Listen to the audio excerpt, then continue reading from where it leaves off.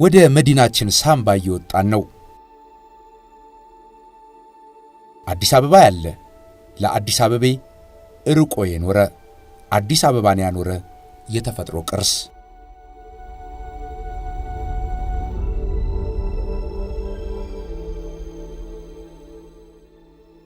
አዲስ አበባን ቁልቁል እየተመለከተ ውበት እስትንፋስና ሕይወት ሆኖ የሚኖር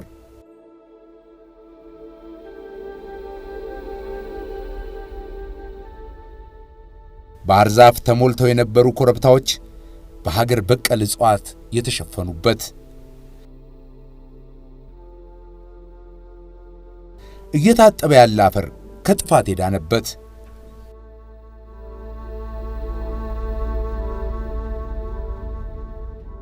የኢትዮጵያ ቅርስ ባላደራ ማህበር የታደገው የኢትዮጵያ ቅርስ የአዲስ አበባ ህልውና የኢትዮጵያ ቅርስ ባላደራ ማህበር እንግዲህ በሁለት ነገሮች ላይ ነው አተኩሮ የሚሰራው። አንደኛው ተፈጥሯዊ ቅርሶች ላይ አሁን ያለንበት ቦታ ማለት ነው። ሁለተኛው በባህላዊ ቅርሶች ላይ ተንቀሳቃሽና ቋሚ ቅርሶችን በመጠበቅና በመንከባከብ ላይ ነው የሚሰራው። ከተፈጥሮ ቅርስ ጥበቃ አኳያ እንግዲህ ላለፉት 30 ዓመታት በላይ በዚህ በእንጦጦ የተፈጥሮ ፓርክ ላይ ነው የምንሰራው። እንጦጦ ተራራ ላይ ከመንግስት የተረከብነው ቦታ ላይ የተፈጥሮ ቅርስን በማልማት ስራ ላይ እንሰራለን። ባለፉት 4 ዓመታት አካባቢ ደግሞ በአንኮበር አካባቢ ዘጎ በምትባል ቀበሌ ላይ እንደዚሁ ያን በወፍ ዋሻ አካባቢ የሚገኘውን በወፍ ዋሻ ድንበር ላይ የሚገኘውን 100 ሄክታር መሬት በማልማት ስራዎችን እየሰራን እንገኛለን። በ1983 ዓ.ም የመንግስት ለውጥን ተከትሎ ሀገራቸውን በሙያቸው ያገለገሉ ሰዎች በመዲናዋ ራስጌ የሚገኘው ቦታ አሳስቧቸው የተፈጥሮ ቅርሱን ለመታደግ ተሰባሰቡ።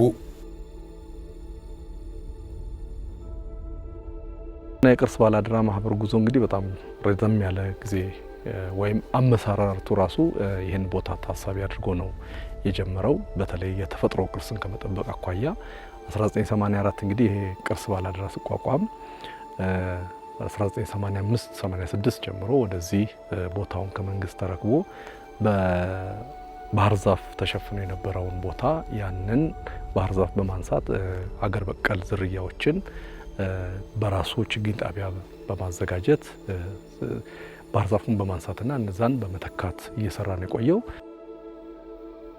እንደ ዶክተር አግደው ረዴ፣ አቶ ደበበ ሀብተ ዮሐንስ፣ እነ ሳባ አለነ፣ ሚስተር ማይክል ሰርጀንት፣ አቶ መላክ ተፈራ፣ ወይዘሮ ሩት አብርሃም፣ አርኪቴክቶቹ ፋሲል ጊዮርጊስ፣ አዲስ አዱኛና ዘለቀ በላይ፣ ኤልያስ ወንድሙ፣ ሳምሶን ጊዮርጊስ፣ ኢንጂነር ኤማሊዩ የኢትዮጵያ ቅርስ ባላደራ ማህበር ብለው በ1985 የእንጦጦ ታሪክን የቀየረ የተፈጥሮ ሀብት ጥበቃ ስራ ጀመሩ። አባቶች እንግዲህ መስራቾች አሉ።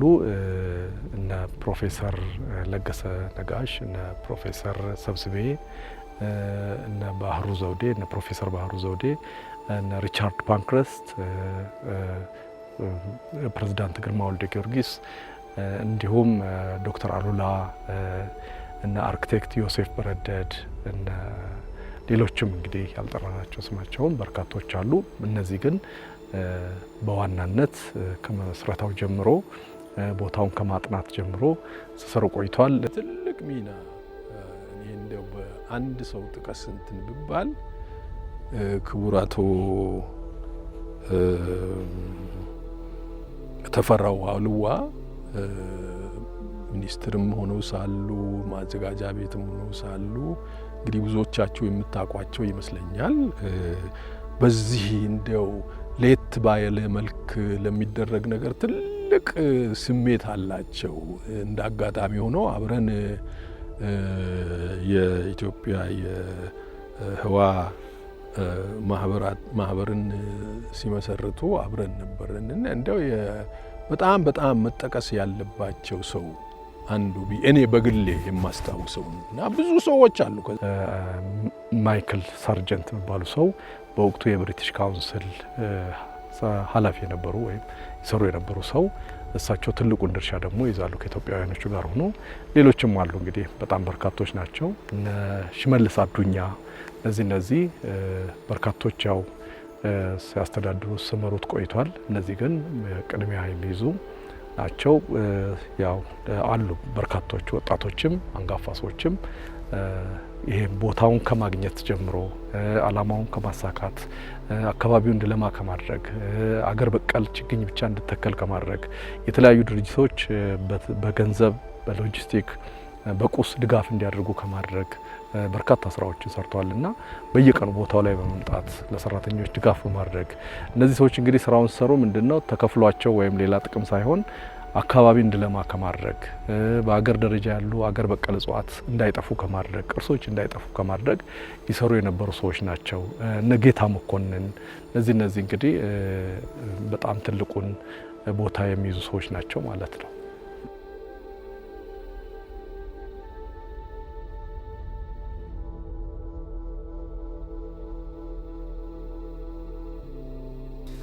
የእንጦጦ የተፈጥሮ ቅርስ ጥበቃ እንቅስቃሴን ከጅማሮ በመከታተል ትልቅ ባለውለታ የሚባሉት ጀነራል ፍሬው ወልደሰንበት ነበሩ።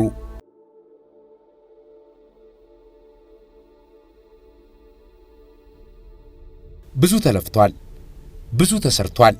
ያ ውጤት ዛሬ በቀላሉ ይታያል።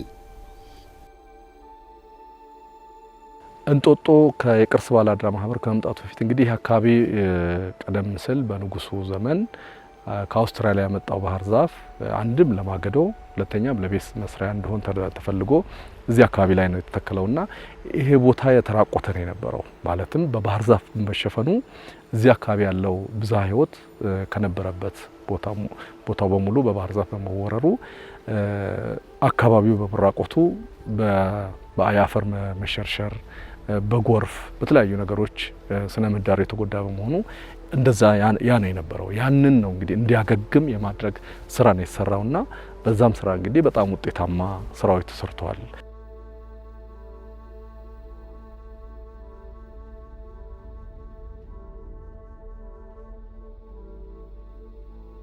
ያኔ ባህር ዛፍ የሞላባቸው ኮረብታዎች ዛሬ በጥድ ዛፍ መካከል የሚታለፍባቸው ናቸው።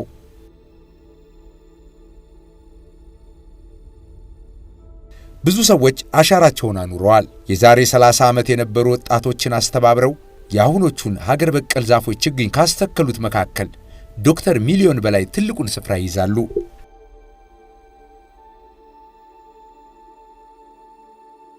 እንጦጦ የተፈጥሮ ቅርስ መጠበቁ ሀገር ጠብቋል።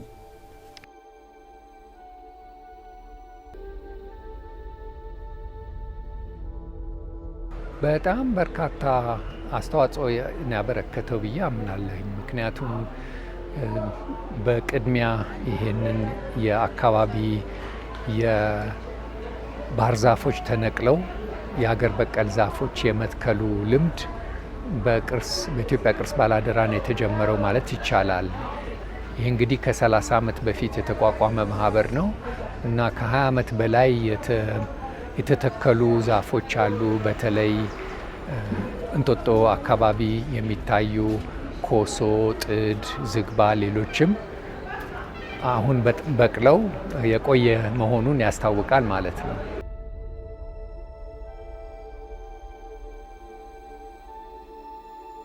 ከአዲስ አበባ ሰሜናዊ አቅጣጫ የከተማዋ ሞገስ ከሆነው የእንጦጦ ተራራ ናት የሚገኝ 1300 ሄክታር ስፋት ያለው ከተማ ጠባቂ የተፈጥሮ ዘብ።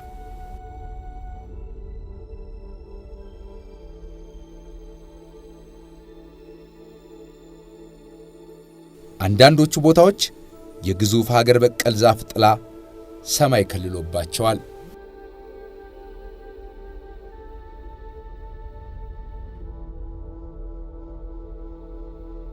አሁን ባለው አቅም እነዚህ የተፈጥሮ ቅርሶች እንዲጠበቁ በርካታ ጥረቶችን ያደርጋል።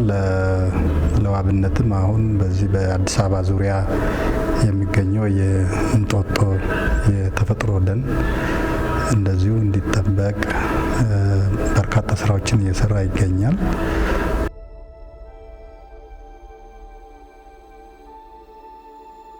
ባህር ዛፍ የናኘበት ይህ ምድር ከ1 ምዕተ ዓመት በላይ የጥፋት ጉዞ ተጉዟል።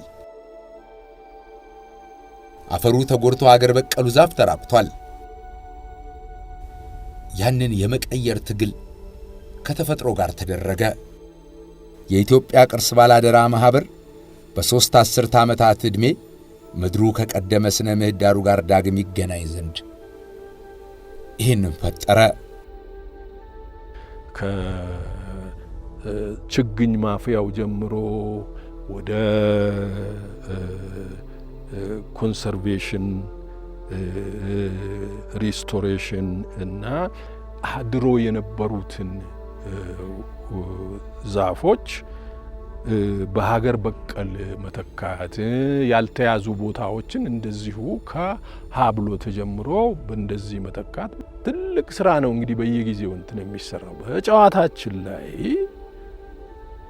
የማህበሩ ስራ አንዱ ነው ይሄ እንጂ ትልቅ ደግሞ የቅርሶችን የመንከባከብ የመጠበቅ መታደስ ያለባቸውን የማደስ ሁኔታዎች ብዙ ስራዎች እንትን የሚሰሩ ናቸው።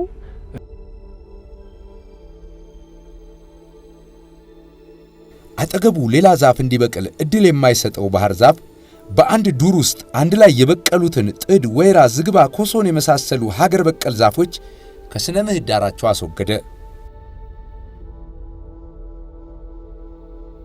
የከተማዋ ሳምባ የማገዶ ተራራ ብቻ ሆነ። ያ ታሪክ ተቀይሯል። ሀገር በቀል እጽዋቱ ወደ መሬታቸው ተመልሰዋል። ቅጥሩ እየታፈረ ሆኗል። ወደ 40 የጥበቃ ሰራተኞች አሉት። በ3 ሽፍት የሚሰሩ እነዚህ የጥበቃ ሰራተኞች እንግዲህ ሳይቱ ይለያያል። አሁን ያለንበት እንጦጦ አንደኛው ፓርት ነው። ይሄ ቀይ በር አካባቢ ይባላል። ከዚህ ጉለሌ ክፍለ ከተማ ላይ እስከ የካ ወረዳ 1 ድረስ ያሉ ቦታዎችን ያካላል ይዞታው። በዚህ ይዞታ ውስጥ ወደ 42 አካባቢ ጥበቃዎች አሉ።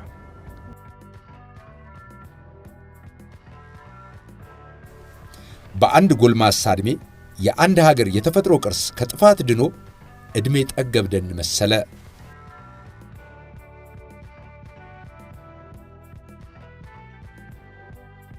ወደ 18 ዓመት ነው የሰራሁት። የኛ ከባድ ፈተና ብዙም በፊት ተወተነዋል። በፊት ነበረ እንጂ አሁን በቃ ሰላም ነው። እውነት ለመናገር በፊት ከተለያየ ቦታ መጥተው ወንጀል ይሰራበት ነበር። አሁን እንኳን ምንም ነገር የለም። አስከብረናል። የተሻለ ነው። ጥሩ አመለካከት አለው። አስተምረናል። ደህና ነው። እንጦጦ ሀገር ከሀገር በቀል ዛፍ ጋር ዳግም የተገናኘበት የተፈጥሮ ቅርስ ጥበቃ ስኬት ማሳያ ነው። ችግኞችን ያዘጋጃል፣ ምድረ በዳዎችን ያለብሳል። ይህ ከዓመት ዓመት ችግኝ የሚፈላበት የማህበሩ ችግኝ ጣቢያ ነው። አሁን የምንገኘው እንጦጦ የተፈጥሮ ፓርክ ጨፌ ችግኝ ጣቢያ ነው የሚባለው።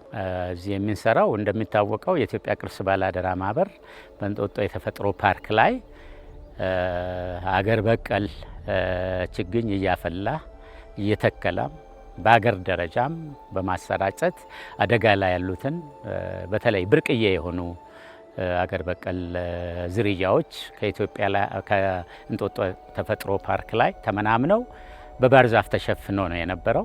በዚህ ምክንያት እነዛን ሀገር በቀል ዝርያዎች ወደ እንጦጦ ለመመለስ ነው ጥረት ሲናደርግ የነበረው። ማህበሩ ቀደም ሲል 600,000 ችግኝ በላይ በእንጦጦ የተፈጥሮ ፓርክ ላይ ተክሏል።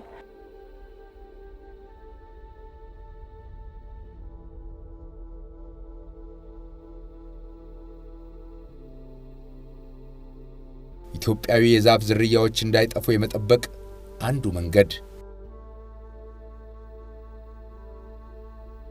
ሀገር በቀል ዛፎችን ወደ ምድራቸው የመመለስ ተፈጥሮን የማከም ዘመቻው እዚህ ይሰናዳል። በአካባቢ ጥበቃ ይዞታ ላይ በአሁን ሰዓት ወደ 100,000 የሚጠጋ ችግኝ እያዘጋጀ ነው ያለው። እዚህ ቦታ ላይ የተለያዩ ሀገር በቀል ዝርያዎች ናቸው። እዚህ ከኔ ጀርባ ኮርቻ አለ፣ ብርብር አለ፣ የአበሻ ኮሶ አለ፣ የአበሻ ግራር አለ፣ ጥቁር እንጨት አለ፣ ወይራ አለ። የተለያዩ ከ10 የማንሱ የተለያዩ ሀገር በቀል ዝርያዎች እየደረሱ ናቸው።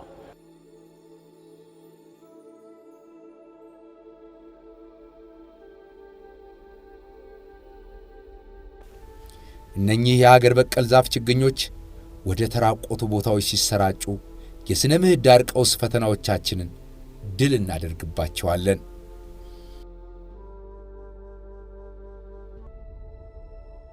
የኢትዮጵያ ቅርስ ባላደራ ማህበር ፈጣሪ የሰጠንን የዛፍ ዘር ቅርስ ለመጠበቅ እንዲህ ባለ ሳይንሳዊ ሥራ ታሪክ ይሰራል።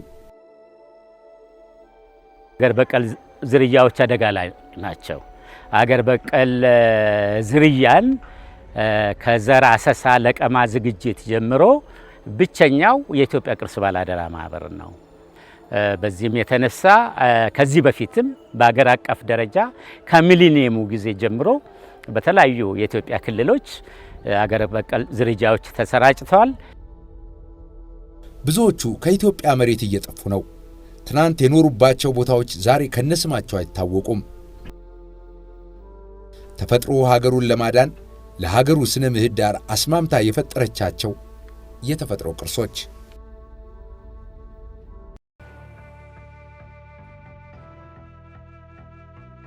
ሰው ደን ያወድማል፣ ሰው ደን ይታደጋል።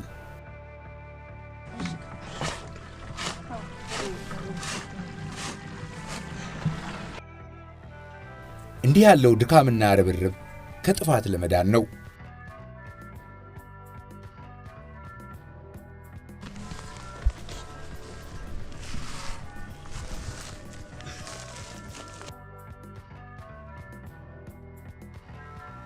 ኢትዮጵያ አሁን በየዓመቱ በአረንጓዴ አሻራ ይህ ትውልድ ምድሩን ለመፈወስ የሚዘምትባት ሀገር ሆናለች።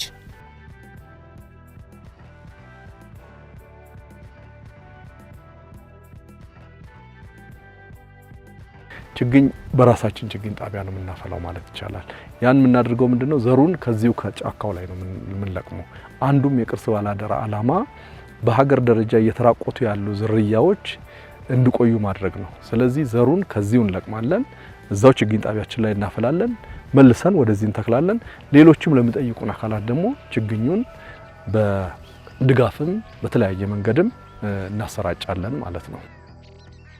እንዲህ ባለው ዘዴ የተዘጋጀው ችግኝ እንዲህ ያለውን ደን ፈጠረ።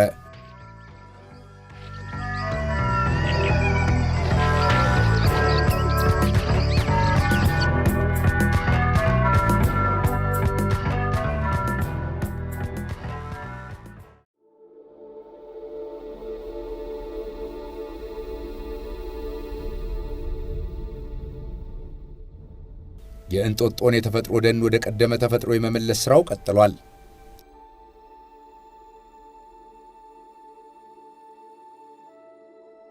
ባህር ዛፍ የናኘበትን ምድር ወደ ቀደመ ተፈጥሮ መመለስ ከባድ ነው።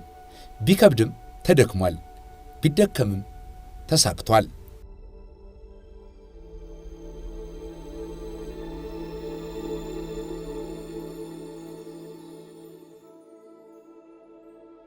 አሁን የሀበሻ ጥድ በተሰለፈባቸው ደኖች ውስጥ እያለፍኩ ነው። አሸንፎ አየሩን የሞላው የኮሶ ዛፍ ሽታ ይሸተኛል። አልፎ አልፎ ጥቁር እንጨት ያለው የሀበሻ ጥድ የሌለበት ቀጠና የለም። መጀመሪያ ስንረከበው እጅግ በጣም ብዙ ባህር ዛፍ ነበር። ቀስ በቀስ ያንን ወደ ተፈጥሮ ወይንም ወደ አገር በቀል እጽዋት ለመተካት ጥረት እየተደረገ ይገኛል። በዛም ስራ እንግዲህ በጣም ውጤታማ ስራዎች ተሰርተዋል። ከዚህ ውስጥ እንግዲህ በጣም በርካታ አዋፎች ወደ ነበሩበት ቦታ ተመልሰዋል። ብርቅዬ አዋፎችን ጨምሮ ወደ 5 የሚጠጉ አዋፎች ነው ይገኛሉ እዚህ ውስጥ። የዱር እንስሳት ወደዚህ ተመልሰዋል ወደ ነበሩበት ቦታ። እንዲሁም ደግሞ በርካታ ምንጮች እንዲጎለብቱ ሆነዋል ማለት ነው። አሁን አረንጓዴ አሻራ የምንለው ነገ ውጤቱ ምን ሊሆን እንደሚችል የእንጦጦ የተፈጥሮ ደን ይነግረናል። ከብዙ ድካም በኋላ የባህር ዛፍ ጫካው የኢትዮጵያ ደን ወደ መሆን መጣ። ባህር ዛፍን እኛ በሀገር በቀል ዝርያዎች ነው። ሀገር በቀል የምንላቸው እንግዲህ ዝግባ አለ፣ ኮሶ አለ፣ ዋንዛ፣ ጥቁር እንጨት፣ ብርብራ፣ ብሳና፣ ኮርች እነዚህን ወይራ ከ10 በላይ የሆኑ ሀገር በቀል ዝርያዎችን ግራርን ጨምሮ ተከላ እናካሂዳለን። ሌሎች ደግሞ ከውስጥ በራሳቸው ልክ መሬት ውስጥ ዘራቸው ቆይቶ አካባቢው ስነ ምህዳሩ ሲመቻቸው መልሶ እየወጡ ያሉ እንደ ቀጋ ያሉ ሌሎችም እጽዋቶች አካባቢውን እየሸፈኑ ነው ያሉ። ስለዚህ ባህር ዛፉን እንደ ቆረጥን ምንድነው የምናደርገው? ማምከን ይፈልጋል። በጣም አድካሚ ነው ስራው። ያን ካደረግን በኋላ ግን በቦታው ላይ ሀገር በቀል ችግኞችን መትከል ነው። የተፈጥሮ መስህብ ለመሆን የበቃው ይህ የተፈጥሮ ቅርስ ሚስጥሩ ብቻ ሳይሆን ውበቱም ሀገር በቀል ዛፍ ነው። የተተከሉት ሀገር በቀል ችግኞች ዛሬ ዛፎች ሆነዋል። ጥላም ውበትም ደግሞ ለመዲናዋ ሕይወትም። የደኑ ጥበቃ ባለሙያዎች ትናንት የነበረውን ከዛሬ ጋር ሲያነጻጽሩት ይገረማሉ። ሀገር በቀል የሚገርም ነው። በቃ ከበፊቱ ሊጠፋ የነበረ ክልል ነበር እውነት ለመናገር። አሁን በተለያየ እጽዋት ተሸፍኖ እንደ ግራር፣ ጽድ፣ ያበሻ በሚባሉ ሞልቷል። ይኸውልህ በአሃዝ ብዙ ነገሮችን ማስቀመጥ ይቻላል። ነገር ግን ስራው ራሱ እንዲመሰክር እንፈልጋለን። አሁን ዋናው መንገድ ላይ ምናልባት በኋላ የምናየው ይሆናል። በአንድ በኩል እንደዚህ ሀገር በቀል ዛፎችን እንደነ ኮሶ፣ እንደነ ኮርች፣ እንደነ ዝግባ፣ እንደነ ሀበሻ ጽድ የመሳሰሉትን በአንድ በኩል ያ ማለት ደግሞ የመሬቱ ለምነት እንዲጠበቅ የውሃ መያዙ ችሎታ እንዲጠበቅ እንዲህ አይነት ስራ ያልተሰራባቸውና ባህር ዛፍን መኮነን አይደለም። ባህር ዛፍ የራሱ ጥቅም አለው ነበረው፣ አሁንም አለው፣ ለወደፊትም ቢሆን ለተወሰነ ጊዜ ይኖራል። እሱን መካድ የለብንም። ነገር ግን መደረግ የሚገባቸውን ነገሮች እናደርጋለን።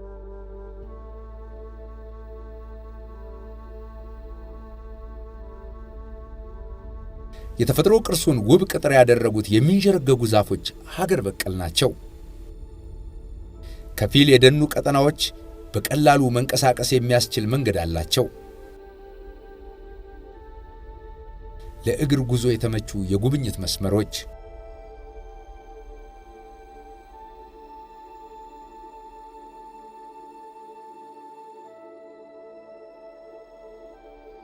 የእንጦጦ የተፈጥሮ ፓርክ ከጥፋት የመዳን ስኬት ብዙ ትርጉም አለው።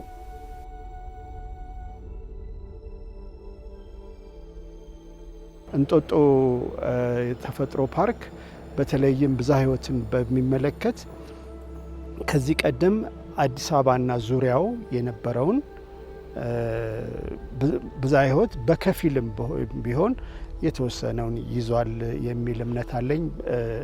በተለይም አሁን ለምሳሌ የአበሻ ጽድ እና ሌሎች ገተሜ ለምሳሌ አሁን ብዙ ጊዜ ቀጋ እንደ እጽዋት ብዙ ጊዜ ሰው አየውም። ቀጋ ግን እጅግ በጣም አስፈላጊ ዝርያ ነው።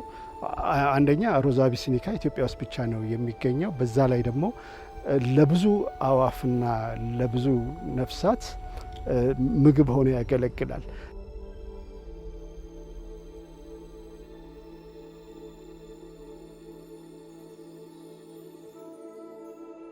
እነኚህ በቅርብ የተተከሉ ችግኞች ናቸው። የተጓዝነው ሀገር በተፈጥሮ እየተሰራ ባለበት ዱር ውስጥ ነው። ይህ ታሪክ በዚህ ዘመን በዚህ ትውልድ ሲጻፍ አያሌዎች አሻራቸውን አኑረዋል።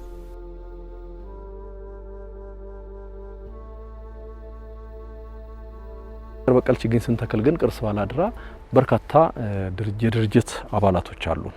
እነዚህ የድርጅት አባላቶች ከፍተኛ ድጋፍ ያደርጉልናል። ለምሳሌ ባንኮች በየአመቱ ተከላ ያካሂዳሉ። እንዲሁም የመንግስት ተቋማት፣ ቱሪዝም ሚኒስቴር፣ ቅርስ ባለስልጣን፣ የኢትዮጵያ ደን እንስሳት ልማትና ጥበቃ ባለስልጣን፣ እነዚህ ተቋማት አብረውን በመስራት በሎጂስቲክ በገንዘብ ድጋፍ እያደረጉን በሙያ ድጋፍ እያደረጉልን ነው ዛሬ ያለንበት ላይ የደረስነው። አሁንም እየሰራን ያለነው በዛ አግባብ ነው።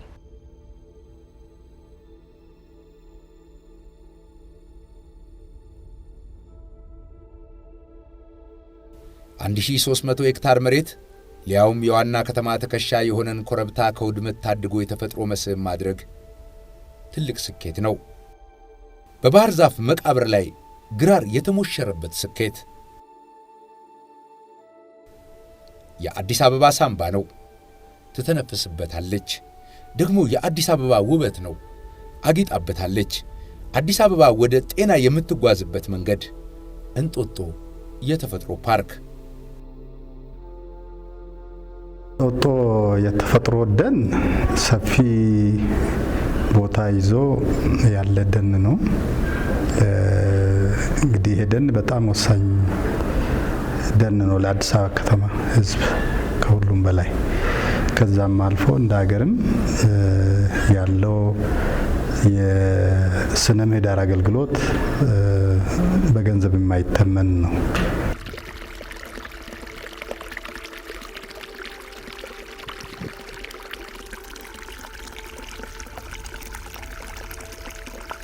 በርካታ ምንጮች አሉ። እንግዲህ እስካሁን በቁጥር ደረጃ የተቆጠሩ ወደ 13 የሚሆኑ ምንጮች በዚህ እንጦጦ ፓርክ ውስጥ ጎልብተዋል። እነሱ አሁን በየጊዜው እንግዲህ በምናደርገው አሰሳ ወይም ዳሰሳ ያሉበትን ሁኔታ አሁን ላይ ያለው በዚህ ዓመት በተለይ ምንጮቹ ለረጅም ጊዜ ቆይተዋል። ይሄ የሚያሳየው ምንድነው? የአካባቢው ስነ ምህዳር ጤናማነቱን እየቀጠለ ነው እየሄደ ያለው ማለት ነው።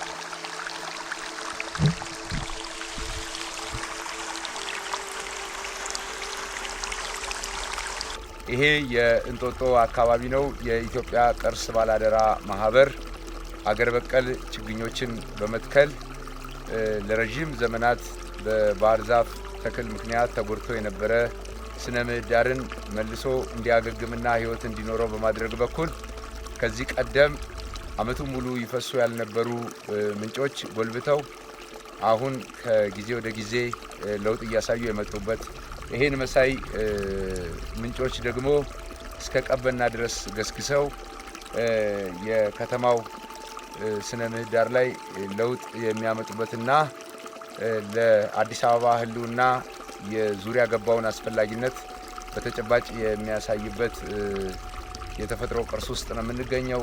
እዚህ ነው የምናድረው። በቆይታችን እዚህ አካባቢ የተሰሩ በርካታ የስነ ምህዳርን ድህነት ለመዋጋት የተከፈለ መስዋዕትነትና ባለድርሻ አካላት ከኢትዮጵያ ቅርስ ባላደራ ማህበር ጋር በመተባበር ለስኬት ያበቋቸውን የተፈጥሮ ሕክምናዎች አብረን ያለን ከጉዞ ኢትዮጵያ ጋር ነው የመጣችሁት። መልካም ቆይታ።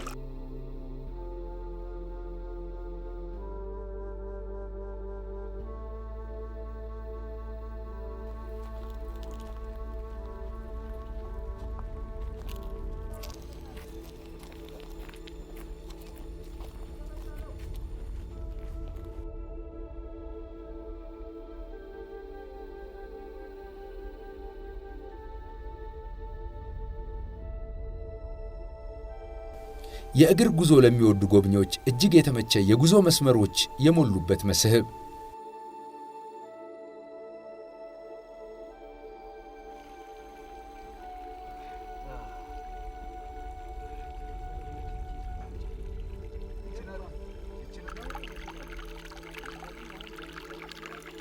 ዓመቱን ሙሉ ይቀጥላሉ ማለት ነው። ምክንያቱም እስካሁን ቀጠሉ ማለት ከዚህ በኋላ የበልግ ዝናብ አለ። ዝናብ ሲዘንብ ደግሞ እዛ ጋር የመሬቱ ጥሩ እንትን ይኖረዋል። እነዚህ ምንጮችን ግን አሁን እያሰብን ያለነው ዓመቱን ሙሉ የሚጎለብቱ ከሆነ እንዴት ወደ ኢኮኖሚ እንቀይራቸው ነው። ለዚህ ለአካባቢው ህብረተሰብ ወጣቶችን በማደራጀት እነዚህ ምንጮች ወደ ጥቅም ማዋል አለብን ነው።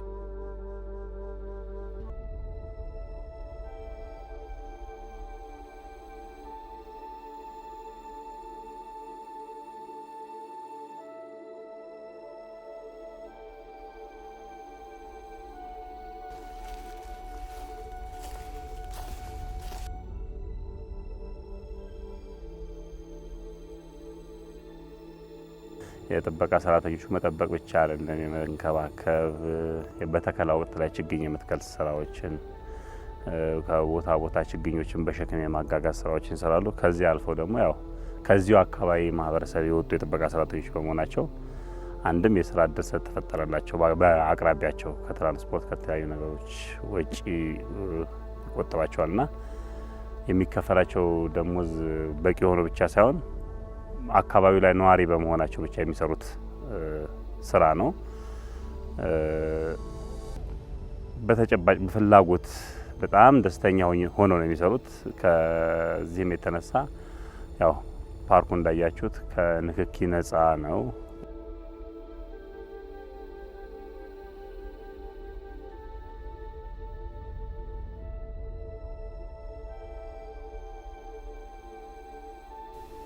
ለማረፊያ የመረጥነው ስፍራ ደረስን።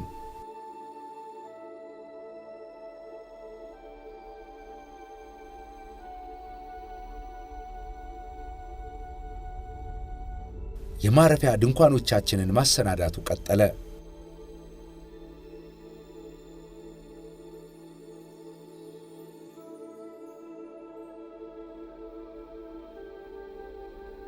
አዲስ አበባ መታደሏን ደግሜ ነግራችኋለሁ። እንዲህ ያለ ጸጋ ደጃፏ ላይ አለ።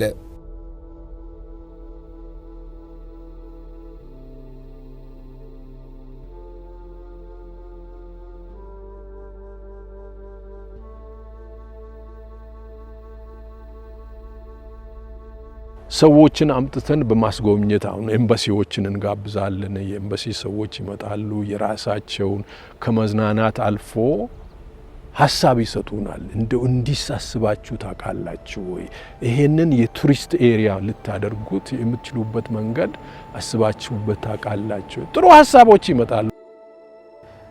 ተመራጭ ቦታ ሆኖ እናየዋለን እና ከኢኮ ቱሪዝም አንጻር እንግዲህ የከተማው ሕዝብ የከተማው ነዋሪ ከዛም ባለፈ ደግሞ ቱሪስቶች ወይንም ጎብኚዎች በቀላሉ ሊጎበኙት ብዙ ወጪ ሳይወጣ ሊጎበኝ የሚችል ቦታ ነው። ስለዚህ ያ ከኢኮ ቱሪዝም አንጻር በጣም ተመራጭ ያደረገው አክሴስ አለው። ሌላው ደግሞ ቅርበቱ ነው።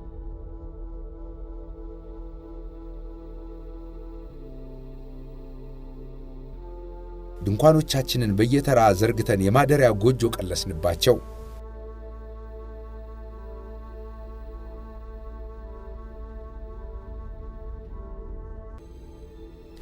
ደን ብቻ አይደለም፣ ሳንቆርጠው እህል ማብሰል የምንችልበት የኢኮ ቱሪዝም አቅም ነው። ይህ እንግዲህ የምሽቱ ድባብ ነው። በአዲስ አበባ አፋፍ ላይ በእንጦጦ ከሚገኙ የመስህብ ስፍራዎች አንዱ የሆነውና በኢትዮጵያ ቅርስ ባላደራ ማህበር እየለማ የሚገኘው የአገር በቀል የእጽዋት ደን ውስጥ ነው የሚገኘው። ቀኑን የተለያዩ የመስህብ ስፍራውን አካባቢዎች ስናስስ ቆይተን ምሽቱን አዲስ አበባን ቁልቁል እየተመለከትን በዚህ መልኩ እዚህ የማረፊያ ካምፓችን ሆነን ጥሩ ጊዜ እናሳልፋለን። ከጉዞ ኢትዮጵያ ጋር ነው የመጣችሁት። ሩቅ አልሄድንም። ደጃፋችን ላይ ያለ ድንቅ የተፈጥሮ ቅርስ መስህብ እየጎበኘን ነው። ይሄ የመዲናዋ ስነ ህይወታዊ ፋይዳም ያለው ስነ ውበታዊም ትርጉም የሚሰጠው ልዩ የተፈጥሮ ቅርስ መስህብ ነው። ከጉዞ ኢትዮጵያ ጋር ነው የመጣችሁት። መልካም ቆይታ። ቤታችንን ግን ዱር ውስጥ ሰፈራችንን እያየን ከሰፈራችን ውጭ የምናድርበት ጫካ እንጦጦ የተፈጥሮ ፓርክ። በእርግጥ ለኢኮ ቱሪዝም የታደለ ትልቅ አቅም እንዳለው ያመንኩበትን ምሽት አሳለፍኩ። የኢትዮጵያ ቅርስ ባላደራ ማህበር ቤተሰቦች ቤቴ እንጂ ዱር ያለሁ እንዳይመስለኝ አደረጉ። እስከ ዛሬ የት ነበርኩ ብዬ ራሴን የጠየቅኩበት ምሽት። ስላላየሁት ቦታ ሲነግሩኝ እስኪነጋ ጓጓሁ።